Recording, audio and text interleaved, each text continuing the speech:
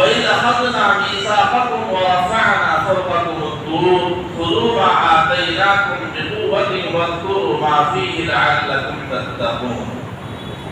اور جب لیا ہم نے تم سے اقرار اور بلند کیا تمہارے اوپر کوہ طور کو کہ پکڑو جو کتاب ہم نے تم کو دی زور سے، اور یاد رکھو جو کچھ اس میں ہے تاکہ تم ڈرو۔ یہاں پر یہودیوں کا تذکرہ یعنی موسیٰ علیہ السلام کے قوم کا۔ جب موسیٰ علیہ السلام کوہ طور سے تورات لے کر کے آیا اپنے قوم کے پاس، تو وہ لوگ اس کو ماننے سے انکار کر رہے تھے۔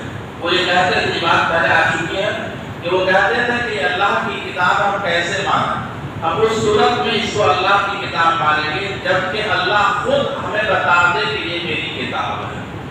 تو اللہ تبارک و تعالیٰ نے کہا ان لوگوں سے کہ تو اللہ نے اس کو بنوانے کے لیے کیا کیا، اس کے اوپر پہاڑ کو رکھا۔ وَإِذْ أَخَذْنَا مِيثَاقَكُمْ وَرَفَعْنَا فَوْقَكُمُ الطُّورَ، اور ہم نے ان کے اوپر پہاڑ کو رکھا۔ مطلب یہ ہے کہ موسیٰ علیہ السلام سے کہا کہ ان کو آپ کوہ طور پر لے جاؤ اور ان کے سر کے اوپر بڑا سا وزنی پتھر رکھو، اوپر میں معلق رکھو، لٹکائے رکھو، اور کہو کہ اس کتاب کو مانو۔ یہاں پر یہ بات بھی قابل ذکر ہے کہ اسلام یا کسی مذہب کے اندر زبردستی کرنا کیسا ہے، تو صحیح نہیں۔ لا اکراہ فی الدین، دین میں کوئی جبر نہیں ہے۔ تو مفسرین نے اس کا جواب بھی دیا ہے، اسلام لانے کے حد تک یا کسی مذہب کو قبول کرنے کے حد تک زبردستی نہیں ہے، اکراہ نہیں ہے۔ لیکن جب آپ نے اسلام قبول کر لیا ہے، کسی مذہب کو قبول کر لیا ہے، تو اس کی شریعت پر عمل کرانے کے لیے ہمیں سختی کرنا پڑے گا، ہمیں مجبور کرنا پڑے گا، سزائیں دینی پڑے گی۔ یہی مسئلہ یہاں پر بھی تھا کہ موسیٰ علیہ السلام کی قوم ان کو مانتی تھی، لیکن جو کتاب اللہ نے ان کو عطا کیا تھا ان کتاب پر عمل کرنے کے لیے تیار نہیں تھی۔ تو اللہ نے کہا کہ کوہ طور یعنی طور پہاڑ کا ایک پتھر، وزنی پتھر ان کے سر کے اوپر معلق رکھو، لٹکائے رکھو، اور کہو کہ مانو اس کتاب کو، پڑھو اس کتاب کو۔ خُذُوا مَا آتَيْنَاكُمْ بِقُوَّةٍ وَاذْكُرُوا، جو کتاب ہم نے تم کو دی زور سے پکڑو اس کو، یعنی تھام لو اس کو، یعنی اس پہ عمل کرو۔ وَاذْكُرُوا مَا فِيهِ لَعَلَّكُمْ تَتَّقُونَ، اور یاد رکھو جو کچھ اس میں ہے تاکہ تم ڈرو، یعنی جو کچھ اس کے اندر لکھا ہوا ہے وہ تمہارے فائدے کے لیے ہے، تمہارے ہی لیے ہے، اس لیے کتاب کو اختیار کرو۔ لیکن وہ قوم ایسی تھی کہ ماننے کو تیار نہیں تھی، لیکن مجبوراً بعض جگہ مفسرین نے لکھا ہے کہ وہ پہاڑ کو ایسا دیکھتی تھی اور کہتی تھی کہ سمعنا واطعنا، میں سنا، میں نے اطاعت کیا، اور جہاں اس سے ہٹتی تھی بولتے تھے ہم نہیں مانتی کتاب۔ تو یہ حال تھا۔ تو بہرحال موسیٰ علیہ السلام کو اللہ نے حکم دیا کہ اس قوم کو زبردستی اس کا عمل کرو، کرو ماننے کے لیے، کرو اس پر تعلق نہیں۔ ثم توليتم من بعد ذلك فلولا فضل الله عليكم ورحمته لكنتم من الخاسرين، پھر گئے اس کے بعد، سو اگر نہ ہوتا اللہ کا فضل تم پر اور اس کی مہربانی تو ضرور تم تباہ ہو جاتے۔ اللہ نے اس قوم پہ فضل فرمایا اور ان پہ احسان کیا، ورنہ یہ قوم تباہ ہو جاتی۔ اگلی آیت ہے وَلَقَدْ عَلِمْتُمُ الَّذِينَ اعْتَدَوْا مِنكُمْ فِي السَّبْتِ فَقُلْنَا لَهُمْ كُونُوا قِرَدَةً خَاسِئِينَ فَجَعَلْنَاهَا نَكَالًا لِمَا بَيْنَ يَدَيْهَا وَمَا خَلْفَهَا۔ اس آیت کے اندر اللہ تبارک و تعالیٰ قوم یہود کے بارے میں بتا رہا ہے کہ اللہ نے ان سے کہا تھا کہ جمعے کا دن کو اختیار کرو اللہ کی عبادت کے لیے۔ جمعے کا دن ایک ایسا دن ہے جو سید الایام کہلاتا ہے۔ جمعے کا دن تو ایسا دن ہے جس دن ہمیں اللہ کا دیدار نصیب ہوگا۔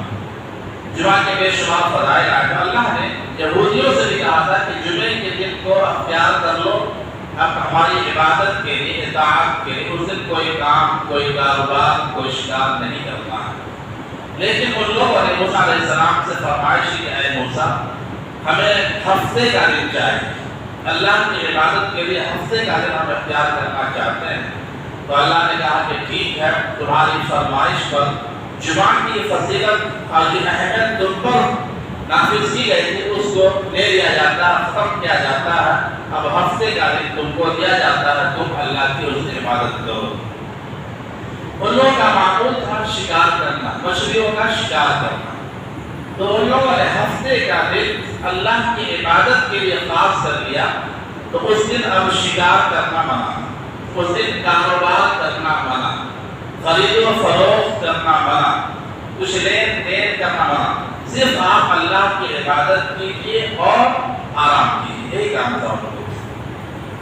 چنانچہ ان لوگوں کو اللہ نے وہ دن دے دیا. اس کے بعد یہ لوگ ہفتے کے دن دیکھا کہ مچھلیاں زیادہ آ رہی ہیں اور ہفتے کو مچھلی کا شکار کرنا منع تھا. بقیہ دن کے مقابلے میں ہفتے کے دن مچھلیاں زیادہ ہو گئی اور تو مچھلیاں آتی تھی. تو کچھ دن تک یہ لوگ دیکھتے رہے جہاں تک کہ خفیہ طور پر لوگوں نے کیا کیا کہ ہفتے کے دن مچھلیوں کا شکار کرنا شروع کر دیا، جو ان کے لیے جائز نہیں تھا، ان کے لیے حلال نہیں تھا. تو خفیہ طور پر اکا دکا آدمی، ایک دو آدمی جو ہے ہفتے کے دن مچھلی کا شکار کرنا شروع کیا. پھر آہستہ آہستہ اس میں اور لوگوں کا اضافہ ہو گیا. پھر آہستہ آہستہ یہ چیزیں عام ہو گئی. لوگوں نے ہفتے کے دن چونکہ مچھلیاں زیادہ آتی تھی، اللہ نے تو آزمایا تھا، آزمائش ڈال دیا، تو کچھ یہ چیزیں عام ہونے چلی گئی. یہاں تک کہ لوگوں نے ایک راہ اختیار کی، ہیلا اختیار کیا کہ جمعے کی شام میں اس ندی کے کنارے ایک گڑھا کھود دیتے تھے اور اس گڑھا میں ایک راستہ بنا دیتے اور راستے کے پانی کے ذریعے سے مچھلیاں اس گڑھے میں آ جاتی تھی. پھر اس کو وہ ہفتے کے ذریعے اتوار کے دن پکڑ لیتے تھے. تو وہ کہتے ہیں کہ ہم نے تو ہفتے کے دن شکار نہیں کیا، میں نے تو اتوار کے دن کیا. ایک ہیلا اختیار کر لیے تھے ان لوگوں نے، چونکہ مچھلیاں بہت آ رہی تھی. میرے محترم دوستو، تو اس زمانے میں کچھ اور لوگ تھے اچھے تھے، دین کے داعی تھے، نیک اعمال کرنے والے تھے. ان لوگوں نے ان گنہگاروں سے جو یہ ہیلا اختیار کیے تھے کہ گڑھا کھود لیتے اور مچھلی کا آنے کے لیے راستہ بنا دیتے اور اسے مچھلیاں آ جاتی، تو ان لوگوں سے اچھے لوگ جو دیندار تھے سمجھایا کہ دیکھو یہ کام غلط ہے، اللہ کی نافرمانی ہو رہی ہے، یہ ہمارے لیے حلال نہیں، ایسا مت کرو. تو لیکن وہ لوگ بات نہیں مانے. کچھ لوگ وہ تھے جو ان کی حرکتوں پہ ناراض ہوتے لیکن خاموش رہتے تھے، بولتے نہیں تھے، منع نہیں کرتے تھے ان کو. تو اس طریقے سے تین قسم کے لوگ ہو گئے. ایک وہ جو اللہ کی نافرمانی کر رہے تھے مچھلیوں کا شکار کر کے، ایک وہ جو ان لوگوں کو منع کرتے تھے، سمجھاتے تھے ایسا مت کرو، اور ایک وہ قوم تھی جو خاموش، ان چیزوں کو غلط سمجھتی تھی لیکن خاموش رہتی تھی. اس کو سمجھا کے فائدہ کیا، بول تو فائدہ کیا، اس سے اچھا خاموش ہو. چنانچہ ایک زمانہ آیا، زمانہ گزرنے کے بعد ان لوگوں کی نافرمانی بڑھتی گئی. اب ان لوگوں نے اس چیز کو جو ان کے لیے حرام تھی حلال جان لیا. کسی گناہ کو، کسی غلط عمل کو اپنے لیے جائز سمجھ لینا یہ بہت بڑی غلطی ہے، بہت بڑا گناہ ہے. اللہ کے حکم کے اندر جو ہے نافرمانی کرنا ہے، اللہ کے حکموں کو جو ہے گھٹ کرنے کی مواصل ہوتا ہے. چنانچہ لوگ جب وہ کافی حد تک پڑھ گئے، اب سب کے سب لوگ ہفتے کے شکار کرنا شروع کر دیے، تو اللہ نے اس میں عذاب نازل کیا. اللہ تعالیٰ یہودیوں میں عذاب نازل کیا. عذاب کیا تھا؟ اللہ نے ان کو بندر بنا دیا. یہودیوں کا اللہ نے بندر بنا دیا، جوانوں کو بندر بنا دیا اور بوڑھوں کو سور بنا دیا، خنزیر بنا دیا. ایک دو دن جو لوگ دین کے داعی تھے، نیک اعمال کرنے والے تھے، ان لوگوں کو سناٹا سا محسوس ہوا کہ اس محلے سے کوئی آواز نہیں آ رہی، کوئی پکار نہیں، کوئی آدمی دکھ نہیں رہا. یہ لوگ گئے کہاں؟ ہوا یہ تھا کہ جب ان لوگوں کی نافرمانی بڑھ گئی تھی تو جو اچھے لوگ تھے ان کے اپنے درمیان ایک دیوار حائل کر لیے تھے، ایک دیوار کھڑی کر لیے تھے.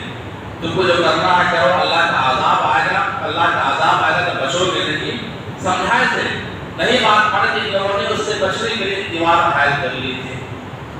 اب جب ان پر عذاب آیا گنہگاروں پر، نافرمانوں پہ، تو یہ لوگ بندر بنا دیے، جوان پورے بندر بنا دیے گئے اور بوڑھے خنزیر بنا دیے گئے. تو اب خاموش، اس محلے سے کوئی آواز نہیں آ رہی تھی. تو یہ لوگ جو دین کے داعی تھے گئے دیکھنے کے لیے، دیکھا تو یہ لوگ بندر بنے ہوئے ہیں اور کچھ لوگ خنزیر بنے ہوئے ہیں. وہ لوگ جو بندر بن گئے تھے اپنے رشتہ داروں کو پہچانتے تھے، لیکن یہ لوگ اس کو نہیں پہچانتے تھے، شکل بدل گئی تھی.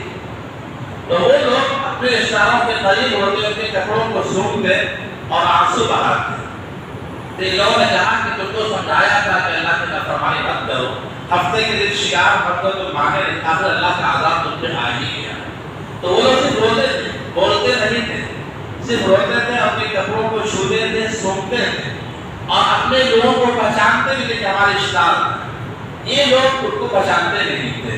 بہرکیف میرے محترم بزرگو اور دوستو، جو آدمی اللہ کی شریعت میں، اللہ کے احکام میں حیلہ بناتا ہے تو اللہ تبارک و تعالیٰ اس شخص کو مسخ کر دیتا ہے، اس کو بدل دیتا ہے عذاب کی شکل میں. چنانچہ ان لوگوں کے ساتھ ایسا ہی ہوا کہ اللہ نے ان لوگوں کو بندر اور سور بنا دیا. پھر اس کے بعد 3 دن تک یہ لوگ زندہ رہے. 3 دن کے بعد اللہ نے ان کو موت دے دی، پوری آبادی ختم ہو گئی. پہلی سزا یہ کہ اللہ نے ان کو بندر بنا دیا، سور بنا دیا، اور اس کے بعد پھر 3 دن تک زندہ رہے. 3 دن کے بعد اللہ نے سب کو موت دے دیا. ایک موقع پر حضور سے کسی صحابی نے سوال کیا کہ آج جو بندر ہے کیا وہی نسل کے ہیں، کیا وہ لوگ ان کی نسلیں باقی ہیں جو یہودیوں پر اللہ نے عذاب نازل کیا تھا؟ تو حضور نے فرمایا صلی اللہ علیہ وسلم، فرمایا کہ اللہ تعالیٰ عذاب الشدہ قوم کی نسل نہیں چلاتا. اس میں عذاب آیا تھا، وہ عذاب کی وجہ سے اللہ سے بندر بنا دیا تھا تو اس کی نسل ختم ہو گئی، اللہ نے سب کو موت دے دیا. اب جو بندر ہے وہ الگ نسل ہے، وہ جانوروں کی کیفیت میں سے ہے تو اس سے الگ نسل ہے وہ، لیکن وہ قوم اللہ نے اس کو تباہ و برباد کر دیا تھا. پہلے کیف یہ علاقہ جہاں پر یہ عذاب آیا تھا یہ مصر کے قریب کا علاقہ تھا. اس علاقے کا نام تھا ایلا.